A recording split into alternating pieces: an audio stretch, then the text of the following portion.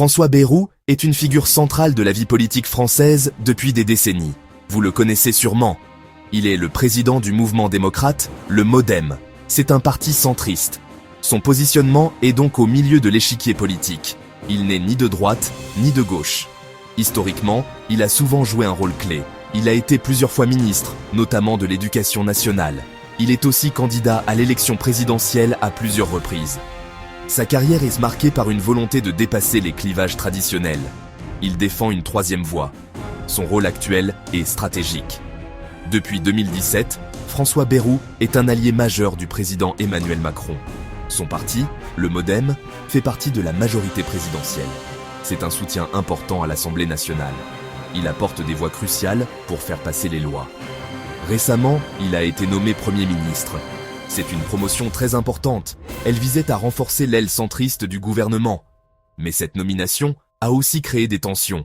Certains, à gauche, certains, à droite, d'autres, au sein même de la majorité, craignent son indépendance d'esprit. Alors pourquoi ce vote de confiance? Quand un nouveau Premier ministre est nommé, la tradition veut qu'il présente son programme devant l'Assemblée nationale. C'est ce qu'on appelle la déclaration de politique générale. À la fin de son discours, il demande aux députés de lui accorder leur confiance. C'est un test. Il doit prouver qu'il a une majorité de députés derrière lui pour gouverner. Pour François Bayrou, ce vote était un moment de vérité. Il devait convaincre ses alliés, il devait convaincre les députés plus sceptiques. C'était son premier grand défi en tant que chef du gouvernement. Le contexte était donc très tendu. La majorité présidentielle est relative, pas absolue. Qu'est-ce qu'un vote de confiance, concrètement ? C'est un outil fondamental de notre démocratie.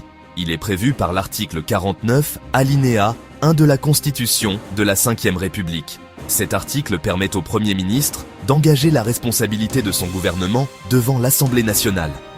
En clair, il met son poste en jeu. Il dit aux députés « Voilà mon projet pour la France. Est-ce que vous me soutenez pour le mettre en œuvre ?» C'est un moment de grande solennité. Le Premier ministre prononce un long discours, sa déclaration de politique générale, pour détailler ses ambitions et ses réformes à venir. Le vote lui-même est assez simple. Après le discours du Premier ministre et les débats avec les différents groupes politiques, les députés sont appelés à voter. Seuls les députés qui sont contre la confiance votent pour une motion de censure. Si la majorité des députés présents votent contre la confiance, c'est un échec. Le Premier ministre est alors obligé de démissionner. Il doit présenter sa démission et celle de tout son gouvernement au président de la République. C'est un événement politique majeur. Cela montre que le gouvernement n'a plus le soutien du Parlement, qui représente le peuple. Pourquoi ce mécanisme est-il si important? Il assure l'équilibre des pouvoirs.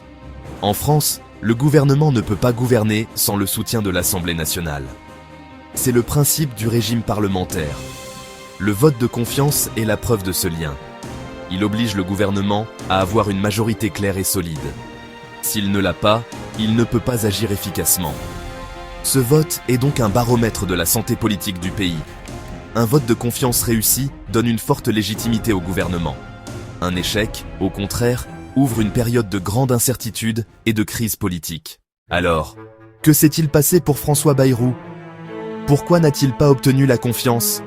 La raison principale est la fragmentation de la majorité présidentielle. Son camp n'était pas uni.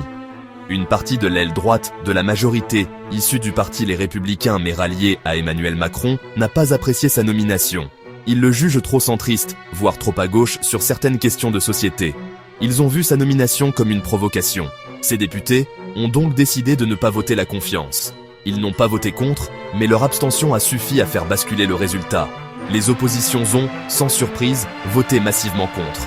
La France insoumise Parti socialiste a dénoncé un programme jugé trop libéral et pas assez social. Pour eux, François Bayrou représentait la continuité de la politique d'Emmanuel Macron. Ils ont donc saisi l'opportunité de faire tomber le gouvernement. De l'autre côté, le Rassemblement national a aussi voté contre. Le parti d'extrême droite a critiqué ce qu'il appelle le système. Pour eux, Bayrou est un symbole de la vieille politique. Leur objectif était clair, provoquer une crise et demander de nouvelles élections. Le discours de François Bayrou n'a pas réussi à convaincre les indécis. Il a tenté de donner des gages à la fois à sa droite et à sa gauche. Justice sociale pour la gauche, responsabilité budgétaire pour la droite. Mais ce grand écart n'a pas fonctionné. Il a pu paraître flou pour beaucoup. Son discours a été perçu comme manquant de vision claire et de mesures fortes. Face à une assemblée aussi divisée, il fallait un projet beaucoup plus tranché pour réussir à créer une dynamique. Il n'a pas su trouver les mots pour rassembler au-delà de son cercle de fidèles. Enfin, il y a aussi une dimension personnelle. François Bayrou a de nombreux adversaires politiques accumulés au fil de sa longue carrière. Certains députés, y compris dans le camp présidentiel, lui gardent rancune de prises de position passées. La politique est aussi faite de relations humaines et de rivalités. Les conséquences immédiates sont claires. François Bayrou a dû présenter sa démission au président de la République. C'est la fin de son expérience à Matignon, qui aura été l'une des plus courtes de la Ve République. Pour lui, c'est un échec politique cuisant. Cela pourrait marquer la fin de sa carrière au premier plan national. Son parti, le MoDem, se retrouve dans une position très délicate. Il est affaibli au sein de la majorité. Il a perdu son principal poste au gouvernement. Cela va forcément créer des tensions et des doutes sur la stratégie d'alliance avec le parti du président. Pour la France, cela ouvre une période de grande instabilité. Le président de la République doit maintenant nommer un nouveau Premier ministre. Mais qui ? Il doit trouver une personnalité capable, cette fois, d'obtenir la confiance de l'Assemblée. C'est un véritable casse-tête. Il pourrait chercher quelqu'un de plus consensuel, peut-être issu de la société civile. Ou alors, il pourrait tenter un coup politique en nommant quelqu'un de droite pour essayer de former une nouvelle coalition. Toutes les options sont sur la table. Le pays est en suspens, en attendant de savoir qui va gouverner. Concrètement, pour les Français, qu'est-ce que ça change ? À court terme, cela signifie que les affaires courantes sont gérées, mais que les grandes réformes sont à l'arrêt. Le projet de loi sur le pouvoir d'achat, la réforme des retraites ou les mesures pour l'écologie sont mis en pause. Tout dépendra du nouveau gouvernement et de sa capacité à agir.